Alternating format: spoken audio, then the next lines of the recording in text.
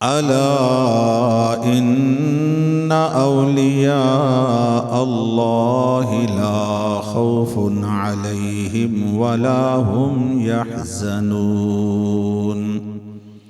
الذين آمنوا وكانوا يتقون۔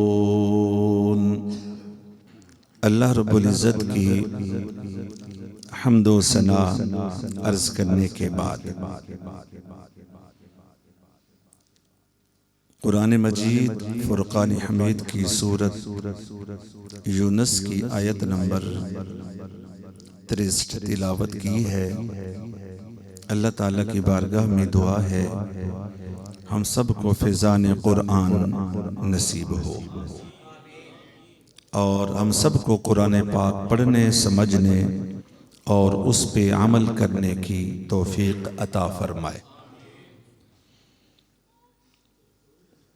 آپ کی میری خوش قسمتی ہے اللہ رب العزت نے اپنا اور اپنے محبوب کا اور اپنے محبوب بندوں کا ذکر سننے سنانے کی سعادت بخشی ہے۔ اللہ رب العزت ارشاد فرماتا ہے الا ان اولیاء اللہ لا خوف علیہم ولا هم یحزنون۔ یہ جو اللہ والے ہیں ان کو کوئی غم نہیں ہوگا اور نہ ہی یہ خوف زدہ ہوں گے، نہ ان کو کوئی غم ہوگا، کوئی پریشانی نہیں ہوگی۔ ان کو پریشانی کیسے ہو سکتی ہے جن کو اللہ تعالیٰ اپنا دوست فرمائے؟ بس باتیں تھوڑی سی سمجھنے میں آ جائیں تو بات بن جاتی ہے۔ جن کو اللہ تعالیٰ اپنا دوست فرمائے ان کو کس چیز کا ڈر رہے گا، کس چیز کا خوف رہے گا، کس چیز کا غم رہے گا؟ ایک بات۔ دوسری بات یہ ہے کہ جن کے لیے قیامت والے دن نور کے منبر بچھوائے جائیں اور نبی اور شہداء رشک کریں کہ ہمیں تو منصب نبوت ملا ہوا ہے، ہمیں تو شہادت کا رتبہ ملا ہوا ہے، لیکن یہ لوگ کہ جن کے لیے نور کے منبر بچھائے گئے ہیں، تو پوچھا حضور علیہ السلام سے صحابہ نے کہ حضور وہ کون لوگ ہوں گے؟ فرمایا یہ وہ لوگ ہوں گے جو اللہ تعالیٰ کے لیے دوستیاں رکھیں گے اور اللہ کے لیے ایک دوسرے سے ملاقات کرتے تھے، ایک دوسرے سے ملاقات کرتے تھے۔ اگر کوئی ایک دوسرے سے اللہ کی رضا کے لیے ملاقات کر لے تو قیامت والے دن اتنے عزت ملے گی کہ اس وقت ہر شخص نفسا نفسی کے عالم میں ہوگا، لیکن یہ اللہ کے لیے پیار کرنے والے اس دن بھی لا خوف علیہم ولا هم یحزنون۔ اور دوسرے لفظوں میں جیسے کوئی نیا شخص آتا ہے اس کو خوف ہوتا ہے، ڈر ہوتا ہے کہ میں یہاں کامیاب ہو سکوں گا نہیں، یہ گھر مجھے ملے گا کہ نہیں، میں اندر جاؤں گا کوئی مجھے پہچانے گا کہ نہیں۔ تو لیکن اگر اس کو پکڑ کر منبر پر بٹھا دیا جائے تو اب کوئی اس کو پریشانی رہے گی؟ بلکہ اس کو عام جگہ نہیں دی گئی، اس کو منبر پر بٹھایا گیا، تو یہ سب سے اعلیٰ جو مقام ہے وہ منبر ہی ہوتا ہے۔ تو اعلیٰ مقام پر جب اس کو بٹھایا گیا تو اس کو کیا خوف رہے گا، کیا غم رہے گا؟ تو اب جو اللہ والے صرف ایک دوسرے سے محبت کریں، قیامت والے دن ان کو اتنی عزت عطا فرمائے گا جو ولیوں کے سردار حضرت شیخ میرا محی الدین حضرت شیخ عبد القادر جیلانی ہوں گے، قیامت والے دن ان کی کتنی عظمت اور شان ہوگی۔ پھر سمجھنے کی بات ہے، صرف تعریف اللہ کے ولیوں کی جب رب کر رہا ہے تو کسی کو شک نہیں ہے۔ اب ہم اگلی بات کو بھی ذرا سمجھیں، کیونکہ ہمیں بھی اس چیز کی تمنا اور ضرورت ہے۔ اللہ تعالیٰ فرماتا ہے پتہ ہے ان کو خوف کیوں نہیں ہوگا اور انہیں غم کیوں نہیں ہوگا۔ اللہ تعالیٰ ان کی ایک صفت بیان فرما رہا ہے، الذین آمنوا وکانوا یتقون، فرمایا یہ جو ایمان جو لائے اور تقوی اختیار کرتے رہے۔ اب بندہ عام طور پر کسی کو کہتا ہے بھئی اس کو یہاں کیوں بٹھایا گیا ہے، آپ کہتے ہیں یہ بچہ جو ہے، اللہ تعالیٰ فرما رہا ہے الذین آمنوا وکانوا یتقون، جو ایمان لائے اور تقوی اختیار کیا، تو مطلب کیا ہے کہ جو اللہ پر ایمان لائے اور ایمان لانے کے بعد تقوی اختیار کرے، رب تعالیٰ فرماتا ہے اس نے ساری زندگی میرے فرمان کے مطابق یا میرے مصطفیٰ کے فرمان کے مطابق گزاری ہے، آج ان کو میں خوف کیسے دوں، بلکہ آج ان کو عزت سے منبر عطا کر رہا ہوں۔ تو پتہ کیا چلا کہ اللہ کے ولیوں کو دنیا میں بھی عزت ملتی ہے، قیامت والے دن بھی عزت ملے گی۔ یہ اللہ والے بڑی شان رکھتے ہیں۔ پھر کیسے؟ یا اللہ ان کی عظمت اور شان اس دن کوئی اور دلیل؟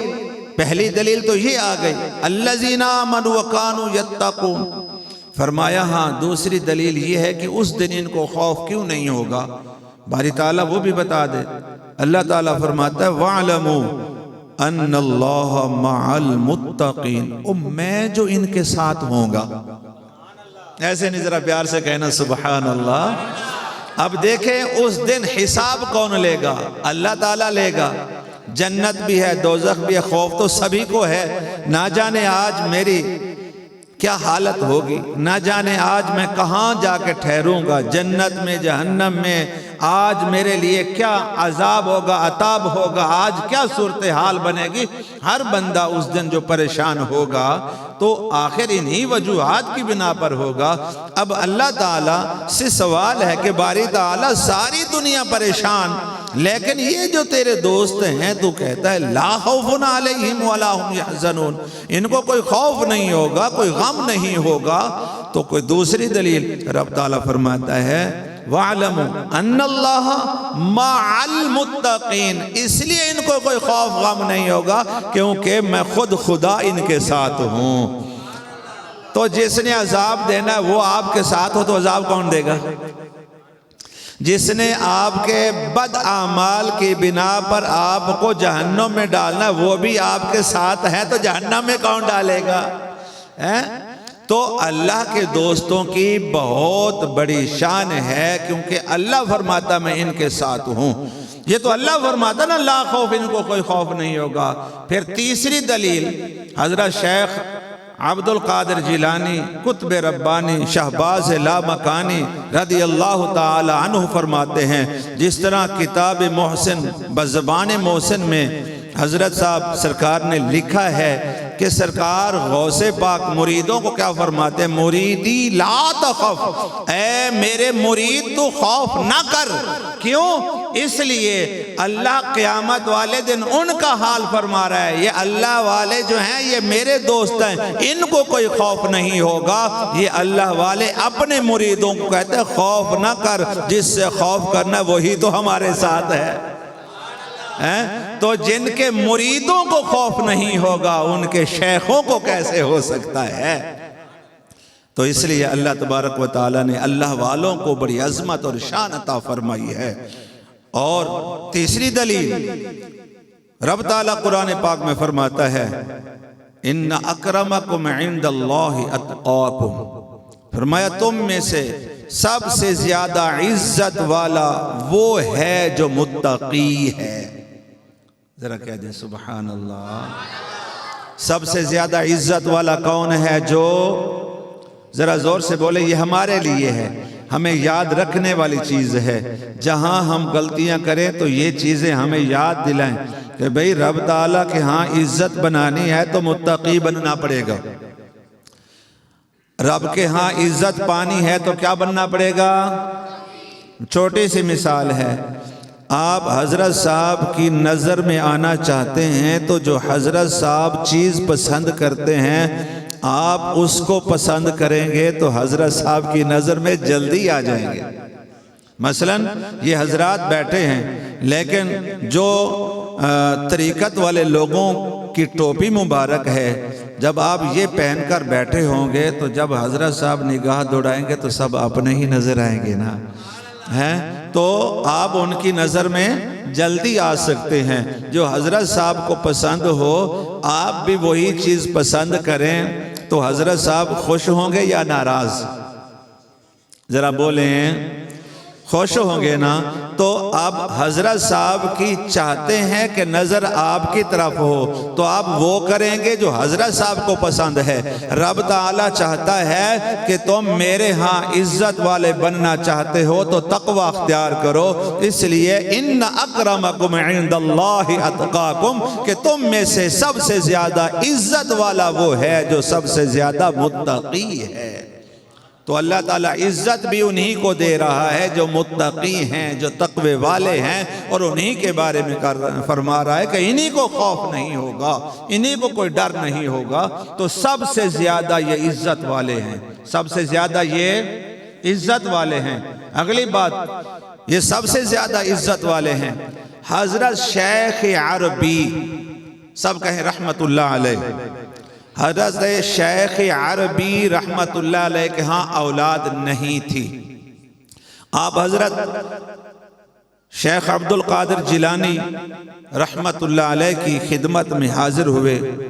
حضور میرے ہاں اولاد نہیں ہے، آپ کے در پر آیا ہوں، نظر عنایت ہو جائے. آپ نے مراقبہ فرمایا، پھر فرمایا بھئی شیخ عربی آپ کی قسمت میں اولاد نہیں ہے. میں نے لوح محفوظ میں بھی دیکھا ہے آپ کی قسمت میں اولاد نہیں ہے. عرض کی حضور اگر قسمت میں ہوتی تو وہ تو مل ہی جاتی، قسمت میں ہوتی تو مل جاتی. قسمت میں نہیں تھی تو آپ کے در پر آیا ہوں. حضور قسمت میں نہیں ہے تو آپ کے در پر آیا ہوں. آپ وجد میں آ گئے کہ میرے در پر آئیں، تیری قسمت میں نہ ہو میرے در سے خالی چلے جائیں. فرمایا اے شیخ عربی آؤ میری پشت کے ساتھ اپنی پشت لگا لو.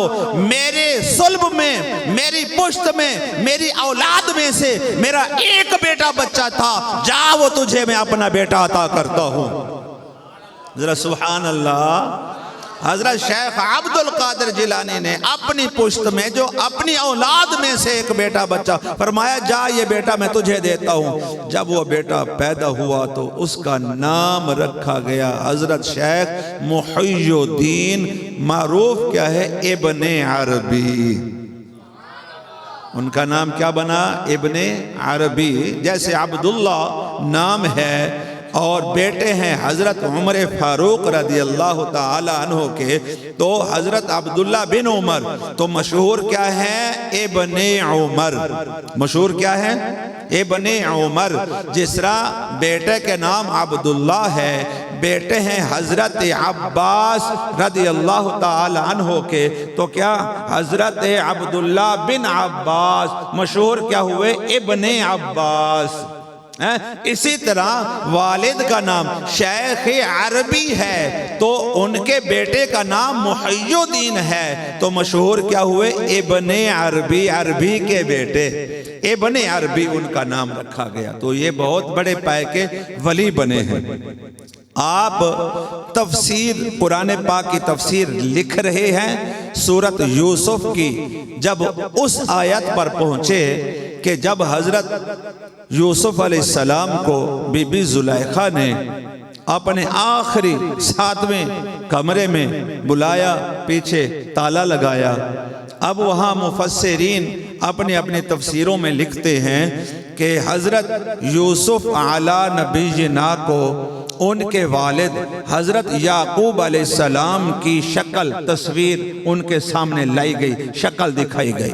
کسی نے لکھا کہ حضرت یوسف علیہ السلام کو اس وقت وہ کنواں دکھایا گیا جس کنویں سے آپ کو کنویں میں بھائیوں نے ڈالا تو کنویں میں سے نکال کر اللہ تعالیٰ نے ان کو یہ بادشاہی عطا فرمائی، تو ان کو وہ کنواں دکھایا گیا۔ اب یہاں آپ سوچ رہے ہیں کسی نے یوسف علیہ السلام کو والد دکھایا گیا لکھا ہے، کسی نے کنواں دکھایا یہ لکھا ہے، اب میں کیا لکھوں؟ حضرت ابن عربی رحمت اللہ علیہ قلم کو رکھ لیتے ہیں، رکھنے کے بعد سوچتے ہیں میں کیا لکھوں؟ پھر کہنے لگے یہ مسئلہ ہے یہ ان کے متعلقہ حضرت یوسف علیہ السلام کا، وہ کون سے دور رہتے ہیں؟ یہاں چوتھے آسمان میں تو ہیں نا۔ حضرت ابن عربی نے قلم رکھا، پڑھا درود، چوتھے آسمان میں پہنچ گئے،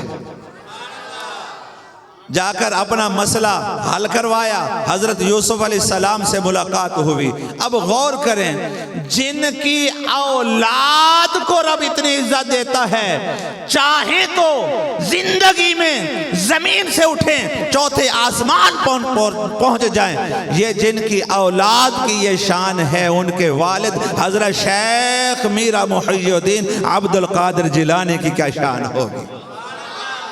کیونکہ آپ انہی کی اولاد میں سے، انہی کے آخری بیٹے، ان کی صلب میں بچے ہوئے تھے، تو گویا جن کے بیٹوں کو رب تعالیٰ نے اتنے عزت عطا فرمائی ہے، سوچے ان کے والد گرامی کو اللہ نے کتنی عزت بخشی ہوگی۔ تو حضرت شیخ عبد القادر جیلانی رحمت اللہ علیہ کو اللہ نے بڑی عزت عطا فرمائی ہے۔ آپ اپنے بچپن کا واقعہ بتاتے ہیں کہ میں چھوٹا تھا تو جیسے بچے گلی محلے میں باہر کھیلتے ہیں تو میں بھی بچوں کے ساتھ باہر کھیلنے چلا گیا۔ آگے نا ایک بیل بچوں کو مل گیا، کوئی اس کا سینگ ہلاتا ہے، کوئی اس کے کان کو چھیڑتا ہے، کوئی اس کی پوچھ دم کو چھیڑتا ہے، تو فرمانے لگے میں نے بھی اس کی دم کو ہاتھ لگا دیا۔ سب بچے اس کو چھیڑ رہے ہیں، وہ کچھ بھی نہیں کہہ رہا۔ جب میں نے اس کی دم کو ہاتھ لگایا تو وہ بیل میری طرف منہ کر کے بولا، کیا کہنے لگا؟ اے عبد القادر جیلانی تو نہ کر، باقیوں کو تو کرنے دے، کیونکہ تو اس کام کے لیے دنیا میں آیا ہی نہیں ہے۔ اے عبد القادر تو کھیلنے کے لیے آیا ہی نہیں ہے۔ آپ خوف زدہ ہوئے، کوئی یہ تو جانور ہے، جانور بھی بندوں کی طرح کلام کرتا ہے۔ آپ نے صرف ہاتھ لگایا تو وہ بندوں کی طرح کلام کرنے لگا۔ اب فرماتے فوراً گھر آیا تو پھر اس سے بھی اور خوف زدہ ہو گیا۔ کس طرح کہ وہاں مجھے آوازیں آنے لگ پڑی، لبیک اللہم لبیک۔ وہ حج کے دن تھے، عرفات کے اندر جو لوگ لبیک کی صدا لگاتے ہیں کہ میں حاضر ہوں، فرماتے ہیں مجھے گھر میں زور زور سے یہ آوازیں آنے لگی۔ میں چھت پر چڑھ گیا، دیکھوں تو صحیح کون ہے یہ لبیک کی صدائیں لگا رہے ہیں۔ فرماتے ہیں کہ میں جب چھت پہ چڑھ کے دیکھا، یہ پتہ ہے ان کی چھت، ان کا گھر کہاں تھا؟ ایران میں، صوبہ جیلان میں یا گیلان میں، ایران میں کھڑے ہو کر اپنی چھت پر چڑھ کر دیکھتے ہیں تو عرفات میں نگاہ پڑتی ہے کہ وہاں لوگ حج کو آئے ہوئے ہیں، وہی پڑھ رہے ہیں لبیک اللہم لبیک۔ اب غور کریں اللہ نے کتنی عزت اور شان عطا فرمائی ہے۔ کھڑے تو ایران میں ہیں لیکن نظر آپ کی عرفات میں پہنچ رہی ہے۔ اللہ نے کتنی سماعت عطا فرمائی ہے۔ کھڑے تو ایران میں اپنے گھر میں ہیں لیکن سماعت کہاں تک پہنچی ہے کہ عرفات میں لوگ پڑھ رہے ہیں لبیک اللہم لبیک۔ آپ یہاں کھڑے ہو کر ان کی صداؤں کو سن رہے ہیں۔ اللہ تعالیٰ نے عزت بخشی ہے کہ یہ مقام عطا فرمایا ہے۔ حضرت حماد دباس رحمت اللہ علیہ جو آپ کے مربی بھی تھے، وہاں ایک تاجر رہتا تھا بغداد شریف میں، وہ چلا گیا حضرت حماد رحمت اللہ علیہ کے پاس، حضور میں تاجر ہوں، تجارت کا مال لے کر جاتا ہوں، تو اب میں نے وہ مال بیچنا ہے، تیاری ہو گئی ہے، تو آپ ذرا استخارہ فرمائیں یا ذرا دیکھیں، کرم نوازی فرمائیں کہ آج کل میرا سفر کرنا ٹھیک ہے یا نہیں۔ آپ نے فرمایا اچھا کل آنا، میں بتا دوں گا۔ تو کل یہ تاجر آپ کی بارگاہ میں حاضر ہوا، تو حضرت شیخ حماد دباس رحمت اللہ علیہ ارشاد فرماتے ہیں بھی تیرا سفر درست نہیں ہے، بلکہ اگر تو نکلا مال لے کر گیا بھی صحیح تو ڈاکو پڑ جائیں گے، تیرا مال بھی چھین لیں گے اور تجھے بھی قتل کر دیں گے۔ بڑا پریشان تاجر اب گھر کو جا رہا ہے، سوچتا جا رہا ہے کیا کروں، تیاریاں مکمل ہیں، سامان لیا ہوا ہے، آگے بھی جانا ہے تو کیا کرے، بہت پریشان۔ خیال آیا حضرت شیخ عبد القادر جیلانی رحمت اللہ علیہ کی بارگاہ میں جاتا ہوں۔ یہاں آیا سرکار کی بارگاہ میں، عرض کی حضور اس طرح میں تجارت کا مال لے کر جانا چاہتا ہوں۔ حضرت صاحب نے یہ فرمایا ہے، حضرت شیخ عبد القادر جیلانی رحمت اللہ علیہ نے مراقبہ فرمایا، تھوڑی دیر کے بعد فرمایا اچھا ٹھیک ہے تو جا، اللہ خیر کرے گا، لے جا مال، تجھے بھی کچھ نہیں ہوگا، تیرے مال کو بھی کچھ نہیں ہوگا، تو جا۔ اب وہ مال لے کر چلا، جہاں پڑاؤ کیا، رات کو ٹھہرا۔ اب خواب میں کیا دیکھتا ہے کہ اس کو ڈاکو پڑ گئے، خواب میں کیا دیکھتا ہے، اس کو ڈاکو پڑ گئے ہیں، مال لوٹ لیا ہے، اب اس کو مارنے لگے۔ اب ان کے ہاتھ میں جو بھی تھا، تلوار تھی، سوٹی ڈانٹ، جو بھی آپ سمجھتے ہاتھ میں تھی۔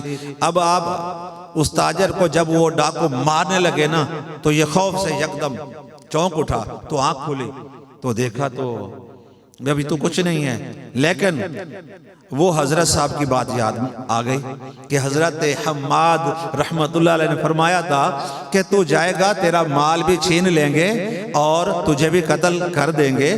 تو اب آنکھ کھلی، اپنا کام کیا تو واپس آئے، تو کہنے لگے کہ پہلے حضرت شیخ عبد القادر جیلانی کی بارگاہ میں جاتا ہوں، لیکن پھر کہنے لگے اچھا گھر پہلے ان کا آتا ہے، ان کی طرف جاتا ہوں۔ جب حضرت حماد کی طرف گئے تو حضرت صاحب باہر کھڑے مسکرا رہے ہیں، فرمانے لگے کہ جو میں نے کہا تھا وہی تھا، جی وہی تھا، لیکن وہ خواب میں تھا۔ فرمایا تیرا پیر بڑا ڈاڈا ہے، سبحان اللہ کہیں، تیرا پیر بہت تکڑا ہے، جس نے تیری تقدیر بدل دی ہے، جو ظاہری تیرے ساتھ ہونا تھا انہوں نے خواب میں تبدیل کر دیا ہے۔ اب کوئی کہے کہ یہ کیا، اس نے تو قتل ہونا تھا، لوگ بڑے دلیلیں مانگتے ہیں، تو کیا کوئی دلیل ہے اس طرح کی، کوئی دلیل ملتی ہے کہ اس نے مرنا تھا اور اس کی عمر بڑھ گئی ہے؟ تو ہاں حدیث پاک میں ہے، رسول اکرم صلی اللہ علیہ وآلہ وسلم نے فرمایا اگر کوئی بندہ چاہتا ہے کہ میرے رزق میں اضافہ ہو جائے، میری عمر لمبی ہو جائے، فرمایا اپنے رشتہ داروں کے ساتھ حسن سلوک کیا کرے، بس حسن سلوک کرنا تیرا کام ہے، تجھے رزق بھی وافر دے گا اور تیری عمر میں بھی رب اضافہ فرما دے گا۔ تو گویا جو بندہ اپنے رشتہ داروں سے حسن سلوک کرے اس کا رزق بھی بڑھ جاتا ہے، اس کی عمر بھی بڑھ جاتی ہے۔ تو جو حضرت شیخ عبد القادر جیلانی کی نظر میں آئے، اگر رشتہ داروں سے اچھا سلوک کرے اس کی عمر بڑھ جاتی ہے، تو جو شیخ کی نظر میں آ جائے اس کی عمر بھی بڑھ جاتی ہے۔ اللہ تبارک و تعالیٰ کی بارگاہ میں دعا ہے جو کچھ میں نے عرض کیا سرکار بھی قبول فرمائے اور اللہ رب العزت بھی قبول فرمائے۔